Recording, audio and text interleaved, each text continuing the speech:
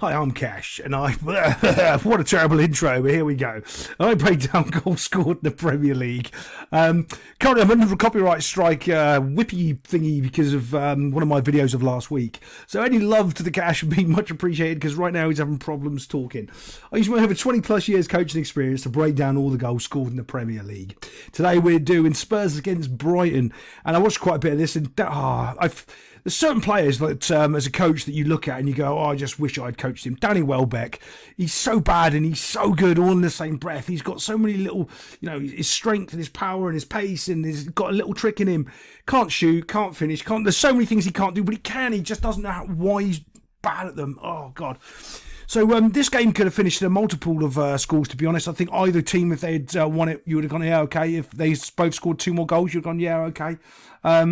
But it was just interesting. If you told me at the start of the season this game was 2-1 and who did the score to, I would have given it to Brighton over Spurs.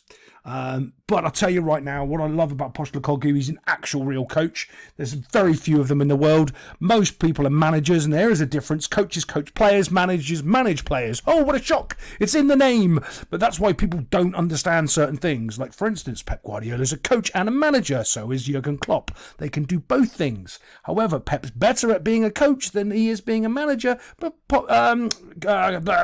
Klopp is better than being a manager than he is a coach. People like to play for him. That's what they do for the manager. He doesn't necessarily make all of his players better, where Pep does. So Postecoglou, though, makes all of his players better because he's a good coach. So he's really worth watching. His team's worth watching, and I really do appreciate watching the old Spurs. He plays some Spurs, but this is very interesting because they're being Spursy and they're playing out of the back. As the ball goes in here, bump, turn. He's looking for his option. As you can see, he's got one option there. He's quite comfortable playing it there or to the keeper. And what does he do? Freezes and tries to do a little half turn, and he gets caught. Because he tries to do that half turn there, let's just show you that again, just so you can see what I mean, right? So as it comes in, Dosh, you see him, he turns the ball, and if he does that half turn, he has to play it instantly, because otherwise this is what happens.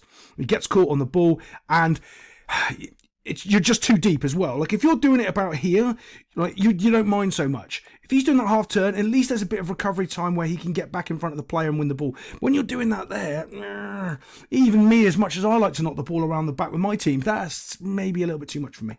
I would have liked to go there and then go back and then turn and maybe go out, but there we go. But after he's won the ball here, I do like this because Danny Welbeck gets a bit of his skill gets the penalty here. This is what ends up happening. Ball breaks, Bosch, and as we go, it comes into Welbeck, and now you look like you've got him because you're surrounded by 3. What can you do? You play in the 1-2, and how does he play the 1-2?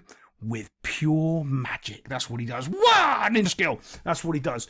When we were kids, by the way, we used to make that noise and go back heel, wah! Everywhere on the field. Like, it was hilarious. We did all the time. The dumb things we did as kids. But because of that little bit of skill there, all the defenders kind of panic. And when they win the ball back here, Spurs, you can see it. Like, the ball comes back in, Bosch comes back to Danny Welbeck, and now he's feeling so confident after his wah! Back heel.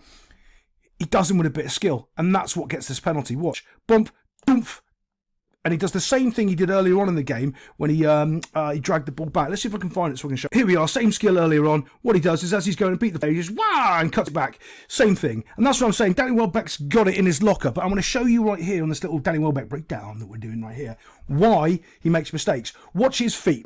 Watch how many steps he takes before he strikes this ball. And this is the difference of what a good coach is doing, because he's getting on a bit now. What is he? He's got to be in his 30s now, 32, 3 at least. This should have been coached out of him, and it hasn't been. Watch how many steps he takes. Tap, tap, tap, tap. See that? Let's go back and do it properly, because that's not enough. I'll show you properly. Let's go. He cuts him. Douche. 1, 2, 3, 4, 5. See that? Do you see those little stutter steps as soon as he cuts him back?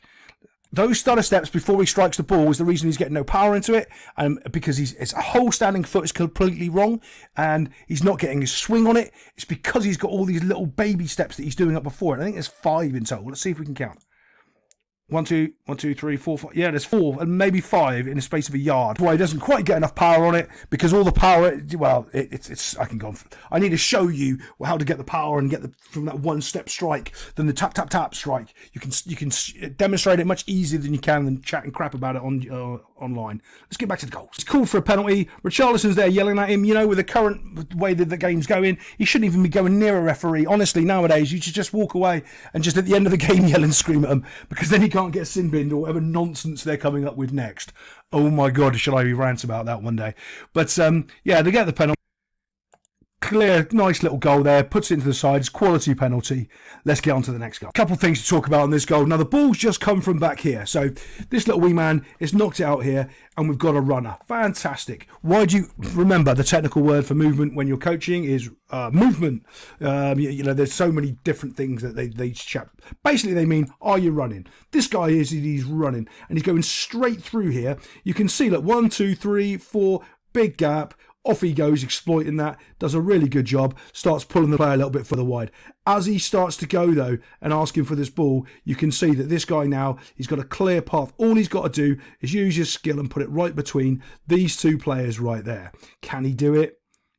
Yes, he can. And this is where it gets really, really sort of unlucky, to be honest.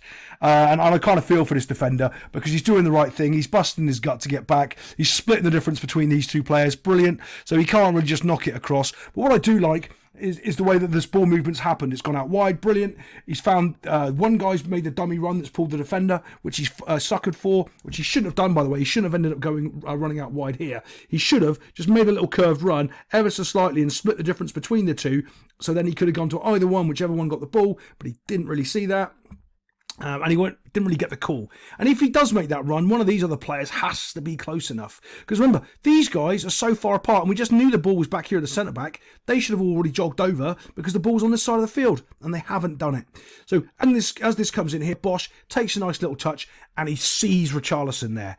And I don't know what universe we're in, but Richarlison is scoring goals. It is a thing. I don't know how Richarlison's doing it, but... yeah, so he's going to pass it to him, which is all the right things to do. But this is why you get rewarded for doing the right things. As he's running back in, he does the right thing. He does a great little save. He thinks he's a genius, and he does look one as well. But it bounces off the post, and this little man gets a tap in.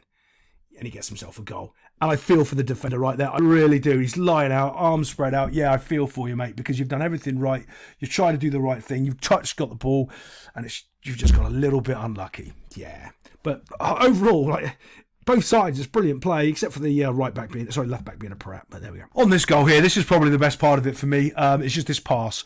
When he watched this, when he splits these couple of defenders, midfielders, takes them completely and utterly out of the game, and doosh, there they go. Just gone. 1, 2, 3. You're gone with a simple pass.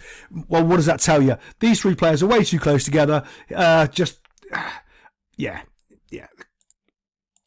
As it goes on here, we're looking at a 2v1. But here's the real danger. Right, we've got another runner coming across here. Right, so we've got so many things to do because technically we're kind of 3v2, 3v3-ish, but we need to get back. We need a defender. We need to slow this guy on the ball down. And as we slow him down, what's he going to do? Pass it to the guy that makes the overlap. Obvious, right? So what you do, as if you're in this situation, is you do not pressure the ball. You run back slowly. So as he's running to you full pace, you're running back half pace. So he gets closer to you, but you don't stop and commit to him, because the minute you stop and commit to him, he's just going to pass it past you. And you still need to eat up all this space. So when he does pass it, there's no space for him to pass it into. Okay? So let's see what he does. What does he do? Oh, look, he's kind of going back half pace. We like that. Good job. Now he just needs to keep doing it for another 10, 15 yards and hope these guys at full pace run back and cover for him. Look, there he goes. And he knows that pass is coming, and he's done the right thing defensively. He's perfectly done it. All of a sudden, though, we've got the guy here, and we've got another guy ghosting on the back post. This is when the keeper needs to be yelling at these two and making sure they're both marking a player. Whatever their keywords are, back post, whatever they are. However they communicate and whatever their keywords are to say which positions those people are in, they need to be yelling them right now. As this ball goes out wide, Blosh, this defender needs to do better because he knew that was the only thing this guy was going to do. Beat him or pass it. Well, he didn't beat him, so he's passed it. And he needed to be ready for that. I know Son's a little bit quick as well, so you got to give him a little bit of credit there. So maybe you should be ready for it just a little bit more, knowing who you're up against. And when this comes across, this guy's nowhere near him. And the keeper should be a little bit smarter because he's covering that front post, and he should be a little bit further out trying to stop the cross coming across or get out to close the player. And now he's in full panic mode as the ball's come across because no one's even there, and it's just a tapping on the back post. Honestly, he smashed it. He could have missed that. He could have Darwin Núñez that right over the post.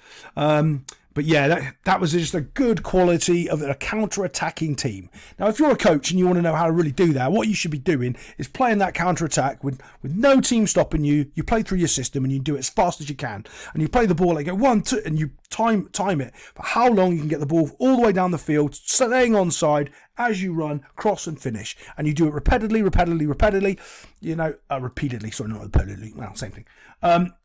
Over and over. It's called playing the system, and you do it and you do it and you do it until you've got it down to so when it's so fast it just happens. Other than that, I'll see you next time on Cash Talks Football.